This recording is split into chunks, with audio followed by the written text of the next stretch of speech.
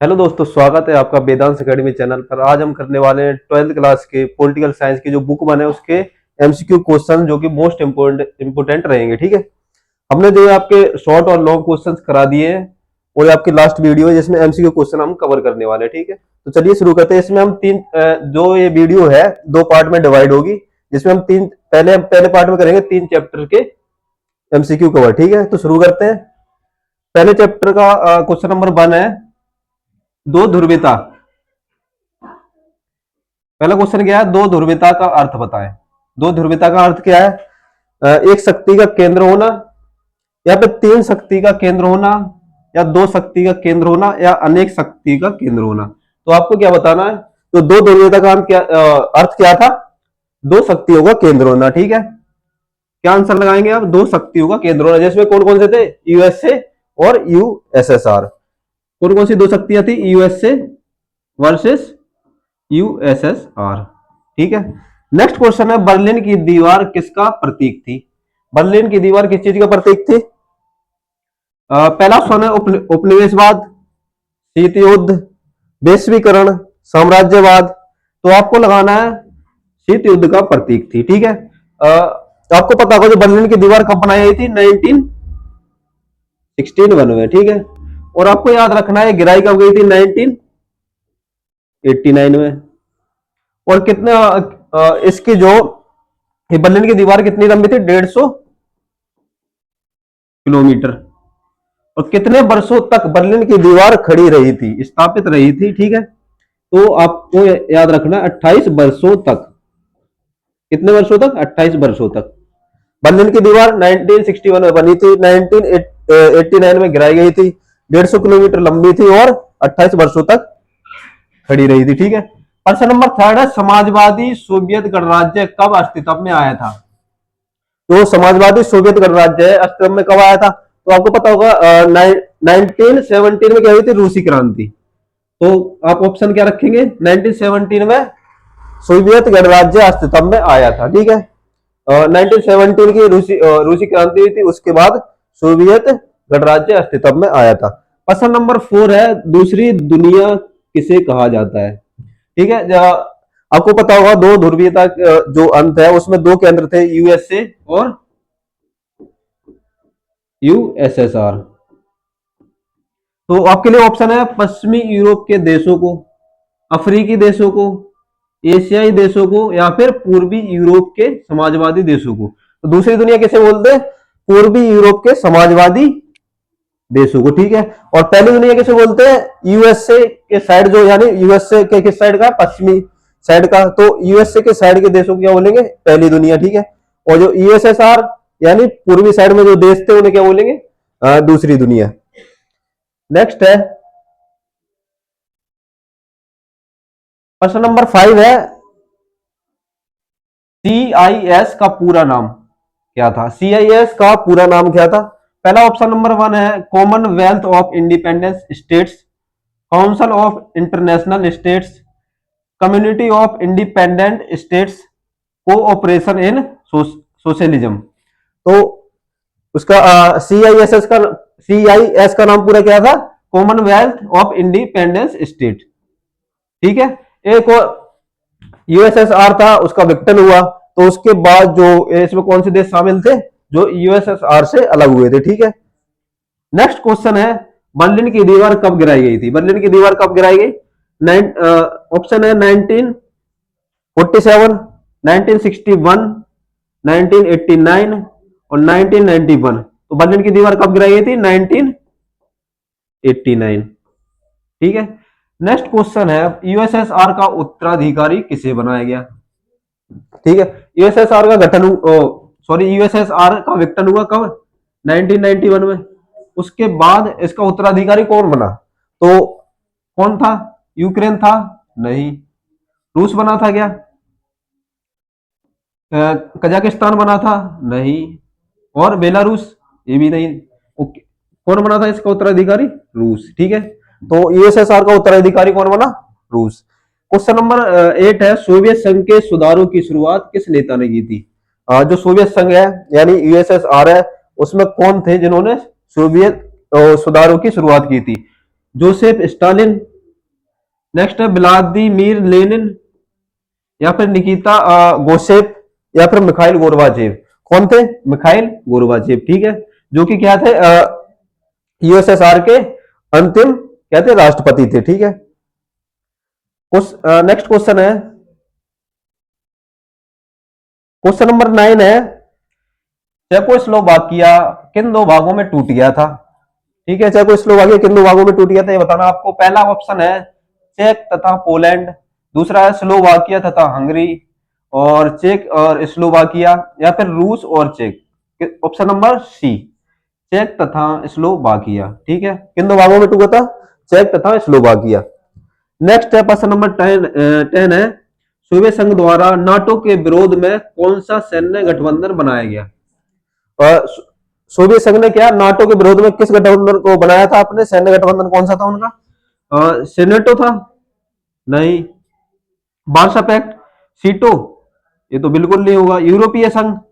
ये तो संघ था एक, ठीक है, किसे? ऑप्शन बी होगा, क्या? वार्सा संधि। वार्सा संधि की गई थी, किसके विरोध में बनाया गया था? ये नाटो के विरोध में, ठीक है। नेक्स्ट पे चलते हैं, प्रश्न नंबर 11 है, सर्वप्रथम सोवियत संघ से अलग होने वाले गणराज्य कौन से थे? तो सोवियत संघ का विघटन हुआ था, तो उसमें सबसे पहले किन दो गणराज्यों ने घोषणा की थी कि वो सोवियत संघ से स्वतंत्र होने की घोषणा की थी? कौन से दो गणराज्य थे? रूस, बेलारूस, या फिर यूक्रेन बेलारूस, या फिर रूस यूक्रेन, या फिर लताविया या लिथुनिया। तो आपको कौन सा हो जाएगा? ऑप्शन नंबर सी, रूस और यूक्रेन, ठीक है। क्या याद रखना, सबसे पहले किन्होंने घोषणा की थी? रूस और यूक्रेन। प्रश्न नंबर 12 है, रूस के किन दो गणराज्यों में अलगाववादी आंदोलन हुए? ठीक है, अलगाववादी क्या होता है? अलगाववादी होता है अपने राज्य की अलग मांग करना, ठीक है। तो कौन से दो गणराज्य थे जिन्होंने इसकी मांग की थी? यूक्रेन या जॉर्जिया? ऑप्शन नंबर बी है चेचन्या या दागिस्तान, कजाकिस्तान या उज्बेकिस्तान, या अर्मेनिया या फिर अजरबैजान। कौन से थे? ऑप्शन नंबर बी, चेचन्या और तजाकिस्तान। किन दो गणराज्यों ने अलगाववादी आंदोलन शुरू किए थे? और याद रखना आपको, चेचन्या और तजाकिस्तान, ठीक है। नेक्स्ट क्वेश्चन है, प्रश्न नंबर 13 है, सोवियत राजनीतिक प्रणाली किस विचारधारा को मानती थी? जो सोवियत राजनीतिक प्रणाली थी यानी यूएसएसआर, कौन? यूएसएसआर किस विचारधारा को मानता था?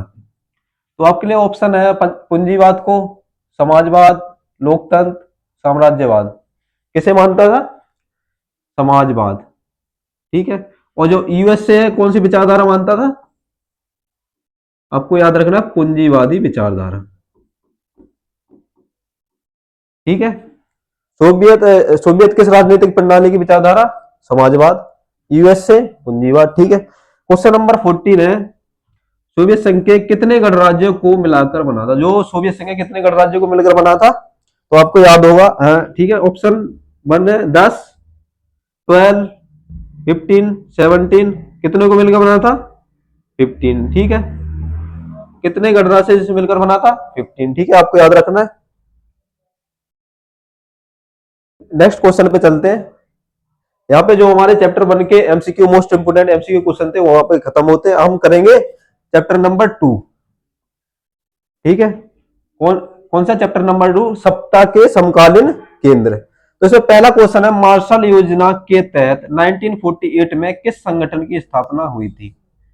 ठीक है, मार्शल योजना के तहत 1948 में किस संगठन की स्थापना हुई थी? तो पहला ऑप्शन है यूरोपीय संघ, या संयुक्त राष्ट्र, यूरोपीय आर्थिक सहयोग संगठन, या नाटो।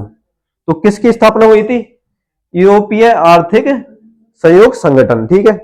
मार्शल योजना क्या थी? मार्शल योजना किस संगठन की स्थापना की गई? यूरोपीय आर्थिक सहयोग संगठन, ठीक है। नेक्स्ट है क्वेश्चन नंबर 2, चीन में खुले द्वार की नीति किस नेता ने और कब अपनाई? चीन ने अपने आप को विकसित करने के लिए नीति अपनाई थी, किसकी? खुले द्वार की नीति, जिनकी आर्थिक स्थिति अच्छी हो। तो वह किस नेता के द्वारा और कब अपनाई गई? माओ त्से तुंग 1966, देंग सियाओपिंग 1978, या फिर चाउ एन लाई 1972, या फिर शी जिनपिंग 2013। ठीक है, तो कौन थे? देंग सिया ओपिंग। कौन थे? देंग सिया ओपिंग 1978। ठीक है, आपको याद रखना 1978 में खुले द्वार की नीति अपनाई है किसके द्वारा? देंग सियाओपिंग। ठीक है, नेक्स्ट क्वेश्चन है, क्वेश्चन नंबर थर्ड है, चीन में आधुनिकीकरण के 4 प्रस्ताव किस प्रधानमंत्री के समय रखे गए? कौन से प्रधानमंत्री थे जब चीन में आधुनिकीकरण के 4 प्रस्ताव रखे गए? ठीक है, उस समय कौन थे? पहला ऑप्शन है माओ त्से तुंग, हु जियांतु, शी जिनपिंग, या चाउ एन लाई। कौन थे? चाउ एन लाई, ऑप्शन नंबर डी।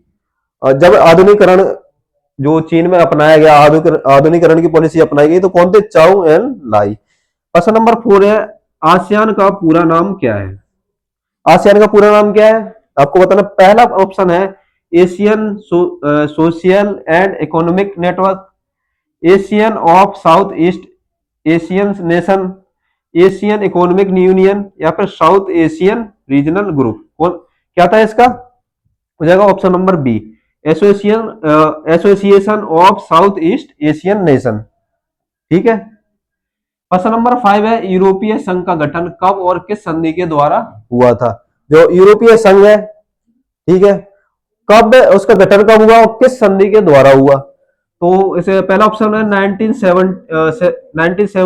1957 रोम संधि, 1985 सिगेन संधि, 1992 मोस्ट्रिक्ट संधि, या फिर 2001 नाइस संधि। तो कौन सी संधि की गई थी? मोस्ट्रिक्ट संधि। यूरोपीय संघ का गठन कब हुआ था? 1992 में मोस्ट्रिक्ट संधि के द्वारा। ठीक है, नेक्स्ट क्वेश्चन है, क्वेश्चन नंबर 6 है। क्वेश्चन नंबर 6 को देखेंगे, भारत ने आसियान के किन 2 देशों के साथ मुक्त व्यापार का समझौता किया? तो भारत ने जो आसियान में देश थे, आसियान ग्रुप में जो जितने भी देश शामिल है, उसमें से किन 2 देशों के साथ भारत ने जो है मुक्त व्यापार का समझौता किया था? तो पहला ऑप्शन है मलेशिया और थाईलैंड, दूसरा है सिंगापुर, थाईलैंड, नेक्स्ट है इंडोनेशिया और वियतनाम, फिलीपींस और ब्रुनई। तो कौन से 2 थे यहाँ पे? तो ऑप्शन नंबर बी हो जाएगा हमारा। कौन कौन से थे? सिंगापुर और थाईलैंड। भारत ने किन 2 देशों के साथ मुक्त व्यापार को समझौता किया था? सिंगापुर और थाईलैंड। ठीक है, क्वेश्चन नंबर 7 है, आसियान ने आसियान शैली के द्वारा किन 2 देशों को टकराव समाप्त किया? आसियान ने आसियान शैली के द्वारा किन 2 देशों के बीच जो टकराव था, विरोध था, उनको समाप्त किया? कौन से थे? पहला ऑप्शन है Vietnam, Laos, next option number B है थाईलैंड या फिर म्यांमार, दूसरा है कंबोडिया या फिर पूर्वी तिमोर, नेक्स्ट है मलेशिया या इंडोनेशिया। तो क्या हो जाएगा आपका? Option number C. कौन सा? कंबोडिया और पूर्वी तिमोर। तो आपको याद रखना है एशियन शैली के द्वारा जो कंबोडिया और पूर्वी तिमोर के जो बीच टकराव था या जो विरोध उनके बीच जो संघर्ष चल रहा था, उसको आसियान ने समाप्त किया। ठीक है, नेक्स्ट क्वेश्चन देखेंगे हम, क्वेश्चन नंबर 8 है, यूरो मुद्रा को मानने का विरोध किन 2 देशों ने किया था? ठीक है, और जो यूरो मुद्रा थी किसके द्वारा अपनाई गई थी? यूरोपीय कौन था? कौन सा संघ था? यूरोपीय संघ। इसमें 27 देश शामिल थे। अब इसमें क्या, इसके जो संघ में जो देश शामिल थे, इन देशों में से कौन से 2 देश थे जिन्होंने यूरो मुद्रा को मानने से इनकार कर दिया? पहला ऑप्शन है फ्रांस और जर्मनी, दूसरा है इटली, स्पेन, या फिर Sweden, Denmark, option number D है ब्रिटेन, आयरलैंड। तो कौन से थे? ऑप्शन नंबर सी, स्वीडन और डेनमार्क। कौन से 2 देश थे जिन्होंने यूरो मुद्रा का विरोध किया था? स्वीडन और डेनमार्क। ठीक है, क्वेश्चन नंबर 9 है, यूरोपीय समुदाय के देशों के बीच सीमा नियंत्रण कब और किस संधि द्वारा समाप्त किया गया? जो यूरोपीय समुदाय के देश थे, तो उन देशों के बीच जो सीमा नियंत्रण है कब और किस संधि के द्वारा किया गया, ये आपको बताना। ऑप्शन नंबर ए है 1957 रोम संधि, 1985 सिंगेन संधि, या 1992 मॉस्ट्रिक संधि। ऑप्शन नंबर डी है 2007 लिस्बन संधि। ठीक है, तो ये कब किया गया था, कौन सी संधि थी, 1985 सिंगेन संधि के द्वारा। जो यूरोपीय समुदाय के देश है उनके बीच सीमा नियंत्रण किस संधि के द्वारा किया गया, सिंगेन संधि 1985। ठीक है, नेक्स्ट क्वेश्चन है, क्वेश्चन नंबर 10 है, यूरोपीय संघ की मुद्रा का नाम क्या था। आपको बताना जो यूरोपीय संघ की मुद्रा का नाम क्या था। तो यूरोपीय संघ था, ठीक है, उसने अपनी एक उसका उसकी मुद्रा थी, उसका अपना एंथम था, नेशनल सॉन्ग था। ठीक है, और उसकी मुद्रा भी थी, तो कौन सी थी। ऑप्शन नंबर ए है डॉलर, पाउंड, यूरो थी, या फिर फ्रैंक। क्या थी, ऑप्शन नंबर सी हो जाएगा यूरो। यूरोपीय संघ की मुद्रा क्या थी, यूरो। ठीक है, प्रश्न नंबर 11 है, चीन ने भारत पर आक्रमण कब किया था। चीन ने भारत पर आक्रमण कब किया था। ऑप्शन नंबर ए है 1947, 1956, ऑप्शन नंबर सी है 1962, ऑप्शन नंबर डी है 1971। ठीक है, तो हमारा ऑप्शन कौन सा हो जाएगा, ऑप्शन नंबर सी 1962। 1971 में पाकिस्तान के साथ युद्ध हुआ था, आपको याद रखना है। क्वेश्चन नंबर 12 है, माओ के नेतृत्व में चीन में हुई क्रांति के बाद अपनाया गया आर्थिक मॉडल किस देश पर आधारित था। वहां पे जो माओ थे, ठीक है, नेता, और चीन में एक क्रांति हुई थी जिसके तहत आर्थिक मॉडल यानी ये जो इकोनॉमिक कंडीशन है उसको सुधार के लिए क्या एक मॉडल अपनाया गया था। ठीक है, इकोनॉमिक कंडीशन को सुधारने के लिए आर्थिक मॉडल अपनाया गया था उनके द्वारा। तो कौन से देश को पे आधारित था, किस देश की विचारधारा पे आधारित था। ठीक है, आपको ये बताना। ऑप्शन नंबर ए है अमेरिका, बी है ब्रिटेन, ऑप्शन नंबर सी है जापान, और ऑप्शन नंबर डी है सोवियत संघ। तो हमारा ऑप्शन कौन सा हो जाएगा, ऑप्शन नंबर डी सोवियत संघ। सोवियत संघ की विचारधारा पर आधारित था आर्थिक मॉडल किसका, चीन का। नेक्स्ट क्वेश्चन है, यहाँ पे हमारा जो चैप्टर 2 है उसके क्वेश्चन यहाँ पे समाप्त होते हैं। हम करेंगे चैप्टर नंबर 3। कौन सा है, समकालीन दक्षिण एशिया। जो दक्षिण एशिया के देश है उनके बारे में हमने पढ़ा था चैप्टर 3 में, तो उसको उसी चैप्टर पर जो आपके मोस्ट इंपोर्टेंट एमसीक्यू बन सकते हैं उनको हम करेंगे। ठीक है, प्रश्न नंबर 1 है, दक्षिण एशिया के किस देश में राजतंत्र है। ठीक है, तो कौन से देश में था। ऑप्शन नंबर ए है नेपाल, भारत, या फिर भूटान, या फिर श्रीलंका। तो कौन सा हो जाएगा, ऑप्शन नंबर सी भूटान में क्या था, राजतंत्र था। भारत में क्या है, लोकतंत्र है। ठीक है, श्रीलंका में लोकतंत्र। प्रश्न नंबर 2 है, नेपाल में संवैधानिक राजतंत्र कब तक था। जो नेपाल में वहां पे कौन थे राजा का शासन था, उसके बाद जो संवैधानिक राजतंत्र था वो कब तक था। तो आपको इसमें ऑप्शन में है 1990, 1990, 2001, 6 या फिर 8। तो कब तक रहा, 2006 तक। ठीक है, नेपाल में संवैधानिक राजतंत्र। नेक्स्ट क्वेश्चन है, प्रश्न नंबर 3, दक्षिण एशियाई क्षेत्रीय सहयोग संगठन सार्क की स्थापना कब हुई। दक्षिण एशियाई क्षेत्रीय यानी सार्क की स्थापना कब हुई थी, तो आपको बताना है। ऑप्शन नंबर ए है 1971, 1980, 1985 और 1991। तो कब की गई थी सार्क की स्थापना, 1985। क्या हो जाएगा, ऑप्शन नंबर सी 1985 में सार्क की स्थापना की गई थी। प्रश्न नंबर 4 है, श्रीलंका की प्रमुख समस्या क्या थी। तो ऑप्शन नंबर ए है धार्मिक संघर्ष, या भाषाई विवाद, या सिंगली तमिल जातीय संघर्ष, और सीमा विवाद। क्या था यहाँ पे, इसकी प्रमुख समस्या क्या थी, ऑप्शन नंबर सी सिंगली तमिल जातीय जातीय संघर्ष। ठीक है, एक तरफ सिंगली समुदाय था, एक तरफ तमिल समुदाय था, जिनके बीच क्या संघर्ष चल रहा था, कहां पर, श्रीलंका में। नेक्स्ट है प्रश्न प्रश्न नंबर 5 है, सियाचिन विवाद किन देशों के बीच है। जो सियाचिन मुद्दे को लेकर जो विवाद है, कौन से दो देश है जिनके बीच सियाचिन विवाद चल रहा है? तो ऑप्शन नंबर ए है भारत और चीन। नेक्स्ट है भारत नेपाल। नेक्स्ट पाकिस्तान या चीन और भारत पाकिस्तान। तो किसके बीच चल रहा था? भारत और पाकिस्तान के बीच सियाचिन विवाद है। प्रश्न नंबर 6 है दक्षिण एशिया का वह कौन सा देश है जिसकी स्वतंत्रता में भारत की महत्वपूर्ण भूमिका रही है? दक्षिण एशिया में कौन सा देश है जिसमें भारत की महत्वपूर्ण भूमिका रही है उसकी स्वतंत्रता में? तो ऑप्शन नंबर ए नेपाल। क्या है? नहीं। ऑप्शन नंबर बी है श्रीलंका। ऑप्शन नंबर सी है बांग्लादेश। ऑप्शन नंबर डी है भूटान। तो क्या हो जाएगा? Option number C Bangladesh. क्या? बांग्लादेश, जो कि 1971 में भारत पाक भारत पाक युद्ध हुआ था, जिसके बाद बांग्लादेश क्या हुआ था? स्वतंत्र घोषित कर दिया गया था। ठीक है, नेक्स्ट क्वेश्चन पे चलते हैं। नेक्स्ट क्वेश्चन है प्रश्न नंबर 7। फरक्का विवाद किन दो देशों के बीच था? फरक्का विवाद, ठीक है, जो फरक्का विवाद था किन दो देशों के बीच था? तो ऑप्शन नंबर ए है Bharat Nepal. Option number B है भारत भूटान। सी है Bharat Sri Lanka. Option number D में दे रखा है भारत और बांग्लादेश। तो किन दो देशों के बीच था? ऑप्शन नंबर डी भारत और बांग्लादेश। आपको याद रखना, जो फरक्का विवाद है किन दो देशों के बीच था? भारत और बांग्लादेश। प्रश्न नंबर 8 है सार्क का मुख्यालय कहाँ स्थित है? ठीक है, तो पहला ऑप्शन है नई दिल्ली। क्या यह है? नहीं। काठमांडू, कोलंबो, नहीं।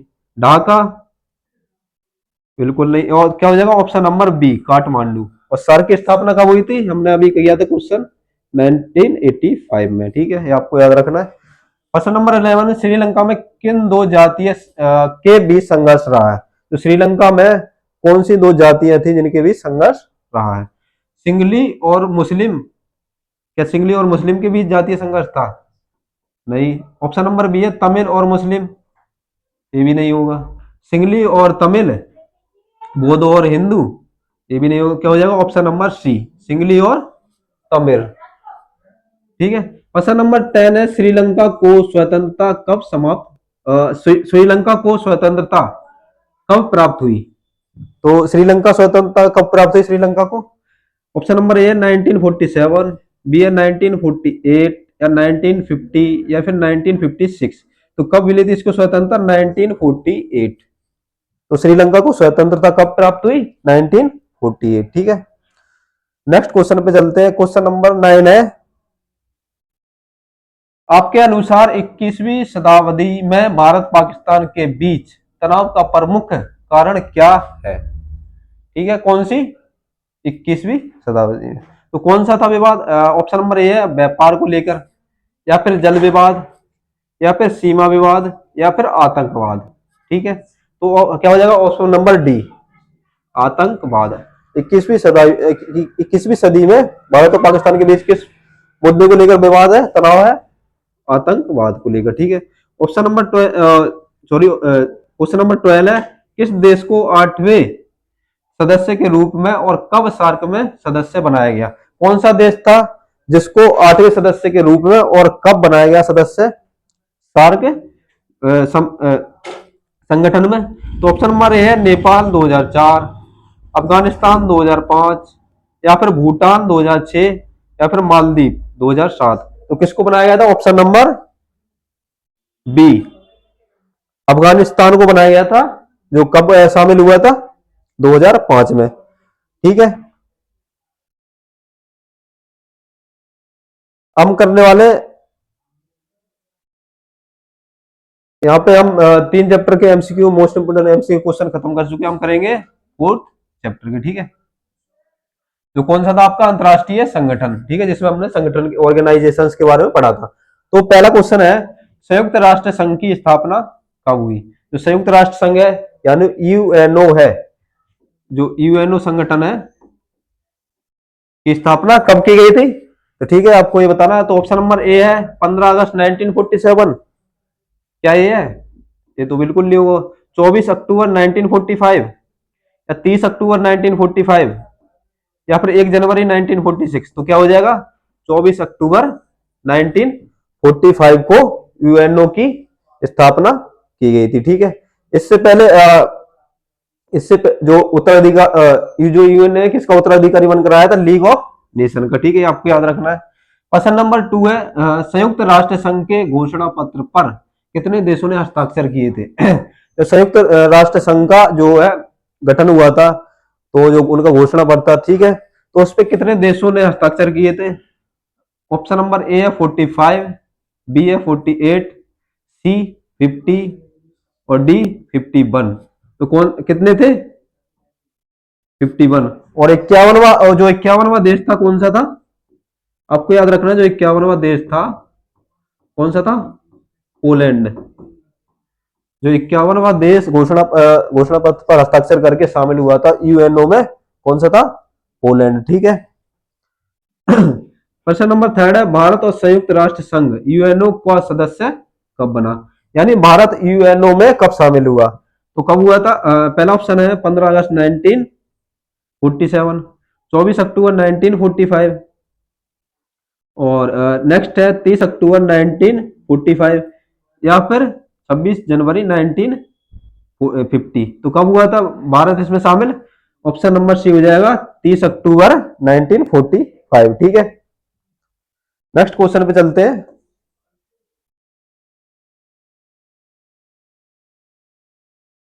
नेक्स्ट है प्रश्न नंबर 4, वर्तमान में संयुक्त राष्ट्र संघ के सदस्य देशों की संख्या कितनी है? जो यूएनओ है तो उसके सदस्य देशों की संख्या कितनी है वर्तमान में? तो कितनी है? ऑप्शन नंबर ए 190, नहीं है 191, 192 या फिर 193। क्या हो जाएगा? 193। कितने देश है वर्तमान में यूएनओ में? 193। क्वेश्चन नंबर फिफ्थ है यूएनओ के वर्तमान महासचिव का नाम क्या है? जो यूएनओ में वर्तमान महासचिव है उनका नाम क्या है, वो आपको बताना है। ए ऑप्शन नंबर ए है बान की मून। क्या ये है? नहीं। ऑप्शन नंबर बी है कोफी अन्नान, सी है एंटोनियो गुटेरस, और यू थांड। तो कौन हो जाएंगे? Antonio Guterres. ठीक है, तो कौन है? एंटोनियो है। ठीक है। क्वेश्चन नंबर 6 है अंतरराष्ट्रीय न्यायालय आईसीजे कहाँ स्थित है? तो इसका अंतरराष्ट्रीय न्यायालय का मुख्यालय कहां पर है? तो आपको बताओ, ऑप्शन नंबर ए है जेनेवा, ऑप्शन नंबर बी है New York, option number C Paris, option number D Hague या नीदरलैंड है। तो क्या हो जाएगा? Option number D Hague. और जो यूएनए के जो अंग है, यूएनए के बाकी अंगों का जो मुख्यालय कहां पर है? न्यूयॉर्क। ठीक है। और जो अंतरराष्ट्रीय न्यायालय एक ही जो अंग है जिसका मुख्यालय दूसरी जगह है, यानी अलग दूसरे स्थान पर है, वो क्या है?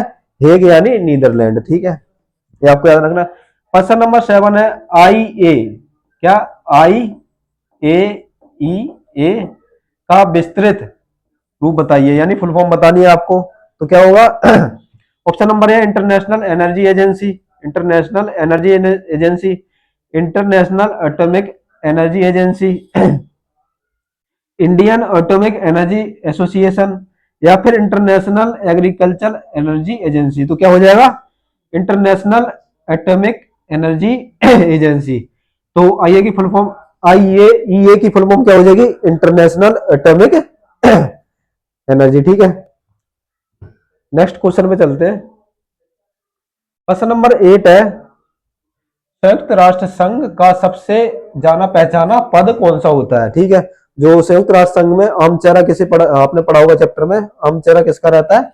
तो ऑप्शन नंबर ए है अध्यक्ष, नहीं। महासचिव, महासभा अध्यक्ष, नहीं। न्यायाधीश, ये भी नहीं होते। तो कौन किसका होता है आम जाना पहचाना पद? महासचिव का। किसका होता है? महासचिव का। क्वेश्चन नंबर 9 है संयुक्त राष्ट्र संघ का प्रमुख उद्देश्य क्या है? जो यूएनओ है उसका प्रमुख उद्देश्य क्या है उसको बनाने का? आर्थिक विकास करना, ऑप्शन नंबर बी है व्यापार को बढ़ावा देना, ऑप्शन नंबर सी है विश्व में शांति और सुरक्षा की स्थापना करना, या फिर सैन्य गठबंधन बनाना। तो क्या हो जाएगा? ऑप्शन नंबर सी विश्व में शांति और सुरक्षा की स्थापना करना। और जो इसमें इसके जो अन्य पार्ट है जैसे WTO हो गया, वर्ल्ड बैंक हो गया, ठीक है, IMF हो गया, इंटरनेशनल मॉनेटरी फंड, तो उनके काम है, जो अन्य काम है, किसी को ट्रेड से लेके काम करना, किसी का आर्थिक नीति से काम करना, किसी संगठन का। और जो UN है जो कि प्रमुख है, उसका काम क्या है, शांति और सुरक्षा की स्थापना करना। ठीक है, नेक्स्ट क्वेश्चन पे चलते हैं। क्वेश्चन नंबर 10 है, विश्व व्यापार संगठन WTO की स्थापना कब हुई थी? तो WTO की स्थापना कब हुई थी आपको बताना है। तो ऑप्शन नंबर ए है 1947 में हुई थी क्या? आप बोलेंगे नहीं। 1986 में? नहीं। 1991 में? ये भी नहीं है। और क्या हो जाएगा 1995 में। तो WTO की जो स्थापना कब हुई थी? 1995 में। ठीक है, और इसकी फुल फॉर्म क्या है? World trade organisation. इसकी फुल फॉर्म क्या है? World trade organisation. ठीक है।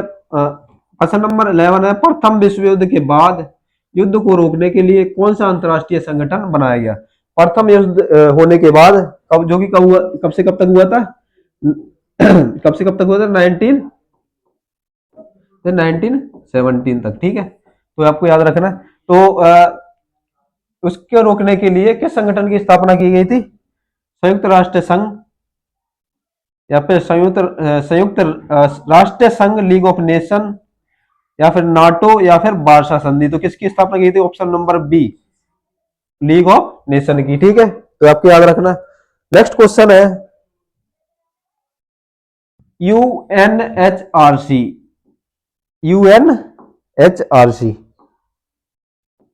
UNHRC का विस्तृत रूप क्या है? UNHRC का विस्तृत रूप बताना, यानी फुल फॉर्म बतानी है। तो option number A, United Nation Health Research council.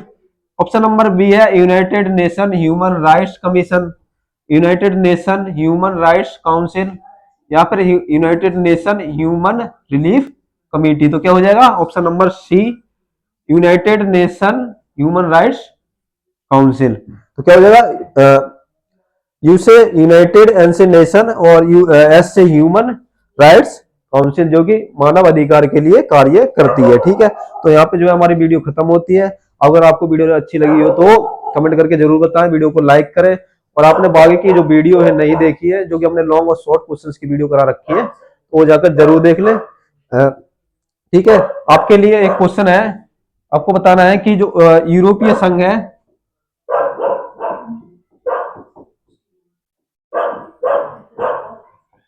यूरोपीय संघ की स्थापना कब हुई थी? ठीक है, तो ये आपको बताना। अगर आपने वीडियो ध्यान से देखी है तो आप बताएंगे जो यूरोपीय संघ की स्थापना कब की गई थी, तो कमेंट में जरूर बताएं। वीडियो देखने के लिए धन्यवाद, और चैनल को सब्सक्राइब करें, वीडियो को लाइक करें। Thanks for watching.